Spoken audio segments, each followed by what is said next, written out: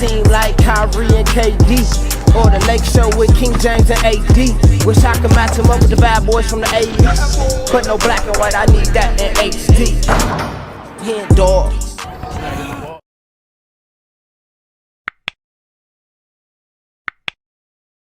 Yo, what's good, y'all? It's your boy HenDawgz, and we back to it. You know how we do it.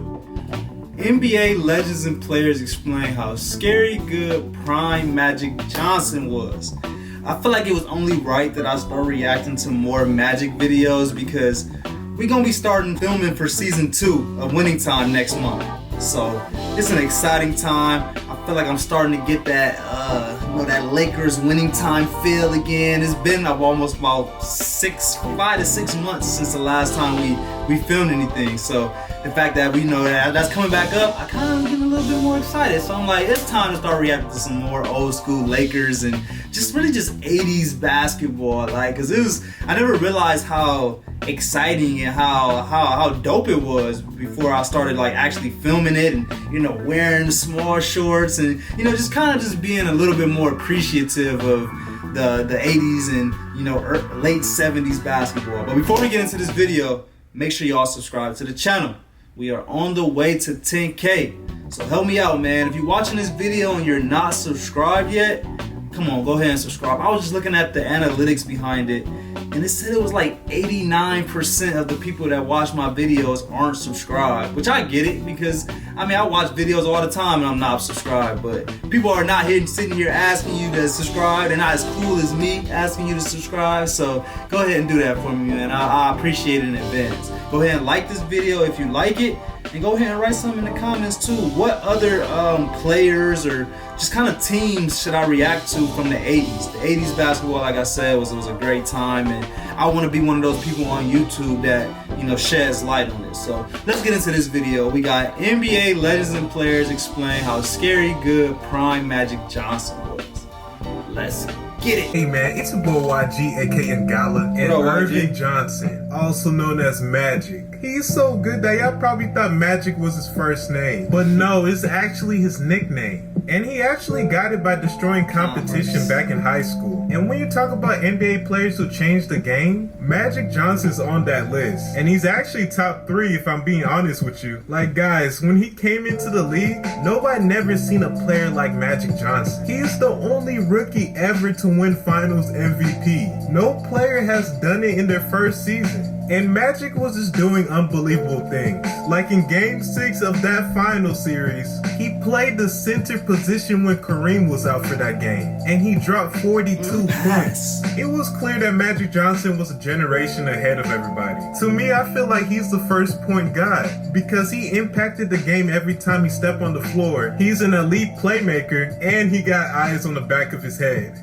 Literally, he can see plays before it even happens. And I didn't even mention that he's a 6'9" guard. He's the main reason why we have 6'8" point guards or point forwards in today's league. Or he at least set the path, because it's very rare to see a 6'9" point guard like Magic, especially in the 80s. So we're gonna listen to NBA legends and players talk about how scary good a prime Magic Johnson was. But before we get straight into that, make sure you like, share, subscribe, and hit that notification bell for the culture so you won't be missing any of my videos. And let's get to the vid, man. I didn't get over there, and if you there's a terrible film of the thing. Somehow, I don't know how it happened, but they got it on film. 5 seconds to go. Magic with a hook shot.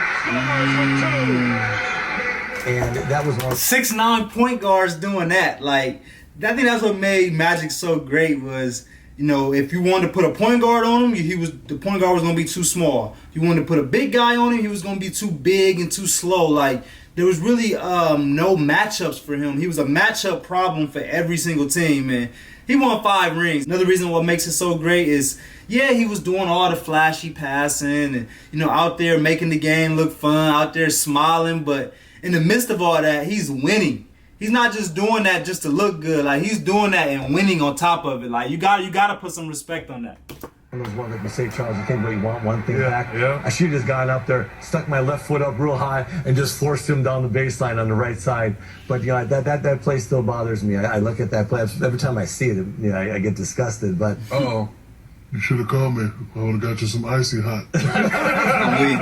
Good plug. Good plug, Shaq. I used to come up there and play at Michigan State when Magic was real young. Magic was probably 14 years old when I met him. And, you know, and he played with us, you know, so he was playing with the pros, you know, at 14. And you knew? Oh, man. He was special then. Well, he's probably smart enough to get you the ball in the spot. Well, I mean, he was smart enough to get a whole lot of people the ball. Right. You know, I mean, that what made him Magic. He understood how to win. He was all about winning. He made people around him better. He made people around him better at 14. So that's crazy. His potential was scary, and I think he reached his full potential in having a super career he had, you know, as an NBA player. And I've read a lot. When the papers say, Young Bronny, you're the next best, you're the chosen one, the next Michael, the next Magic, and what is it hard not to believe the hype at times, or how does that strike you when they say that sort of thing? Well, it strikes me with a lot of passion, and it makes me work even harder to get to the level that Magic, Michael, Bird, Julius, and now that Kobe and Tracy is in the league now. You know, everyone when they was younger wanted to fly like Jordan, wanted to dish no-look passes like Magic, wanted to jump out of the gym like Julius, and wanted to shoot like Bird. You know, it's great to be compared to some of the greats. And when I look at that, I say I want to be like Michael Jordan, Magic Johnson, not on the court, but off the court. Your idol. let's just give LeBron a round of applause, man.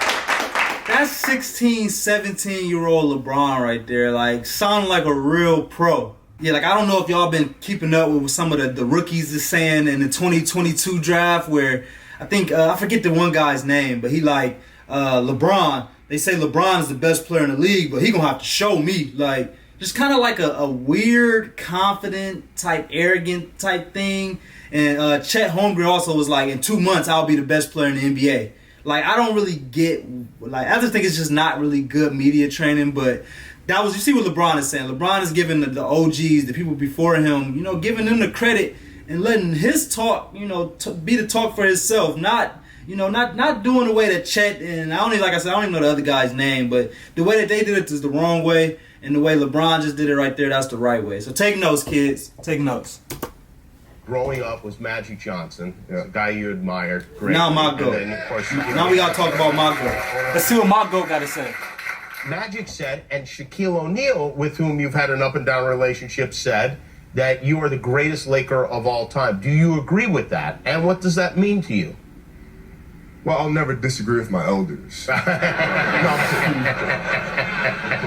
No, I grew up watching Magic, and I've had, you know, I've learned so much from him. I can't sit here and be like, you know, I'm the greatest Laker ever. To me, he is, because. So you guys know you're the greatest. Without him, you're the greatest. I got to keep it real with you. Like I've stole so much from him. That my game wouldn't be complete without him. So Scoring titles. He never wins champions. Before we get to what Jordan gotta say, who is the greatest Laker ever? Write in the comments right now, who do y'all feel is the greatest Laker of all time? I'm gonna say Kobe, because that's my guy.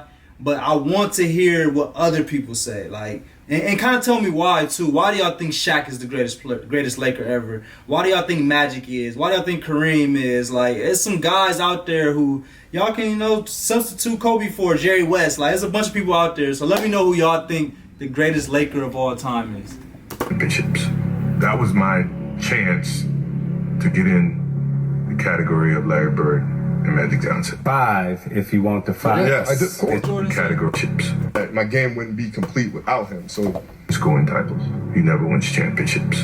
That was my chance Winning championships. to get in the category of Larry Bird and Magic Johnson. 5, if you want the 5. yes, I did. It says, so I'm going Magic at the 1, Jordan at the 2, Bird, Dr. J at 3 and 4, and Kareem Abdul-Jabbar at the 5.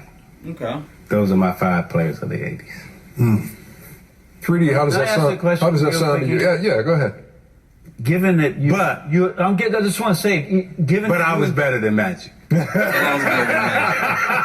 I know. That Magic Johnson and Isaiah Thomas, I don't think on this panel that anybody's going to have anybody else to really discuss when we're talking about the best of that decade. But for you, Isaiah, who are guys, just quick off the top of your head, that you compete against at the point guard that you felt you guys were so great that just didn't get their just due? I would say in the 80s for a short period of time, I thought Mark Price had a run in this league for about 2 years or so that was just about as good as anybody. Okay. Mark Price. Shout out to Mark definitely Price. Mo Cheeks. Mo Cheeks, okay. Gus Williams. I have one for you. Tiny Archibald was still, at his Tiny Archibald, that's who I played in Winning Time. I think it was episode 7. So like if I haven't checked it out, go check it out, man. I also played the body double for Norm Nixon too. So I'm all through there, man. I'm all through there. So if you rock with my channel, then you should rock with Winning Time too. Dennis. But saying all that, there was 2. None of them were like Magic. Right. None of us. Or you. None of us were like Magic. And the reason why I say that is because in the 80s, I thought we came in and we had original styles.